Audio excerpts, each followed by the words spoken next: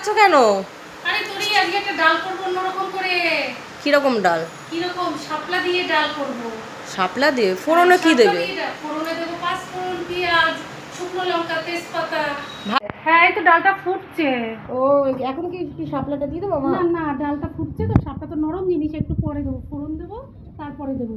তখন নরম হয়ে যাবে? হ্যাঁ হ্যাঁ হ্যাঁ, শাপলা একদম নরম, বেশি জাল হলে আবার টক হয়ে যায়। ও, শাপলা আবার বেশি জাল হলে টক হয়ে যায়? হ্যাঁ, এই দেখেছিস কত বড় বড় কেটেছি।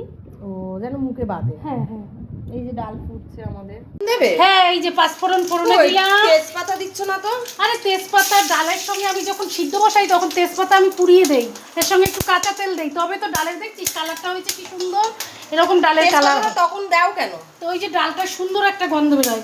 পেঁয়াজও দেবা? হ্যাঁ, এবারে ওই পেঁয়াজটা দেবো, পেঁয়াজটা দিয়ে ভাজা করে ডালটা ঢেলে দেবো। গাঢ় গাঢ় হয়ে আসছে, এই যে শাপলাগুলো দিয়ে দিলাম। ও, শাপলাটা ডাল দিতে হবে, একটু গাঢ় গাঢ় হবে ডালটা? হ্যাঁ, ডালটা গাঢ় গাঢ় হবে। আর এমনিতেও শাপলায় তো একটু জল ছাড়ে, এইটা ফুটে গেলেই নামিয়ে দেবো। ও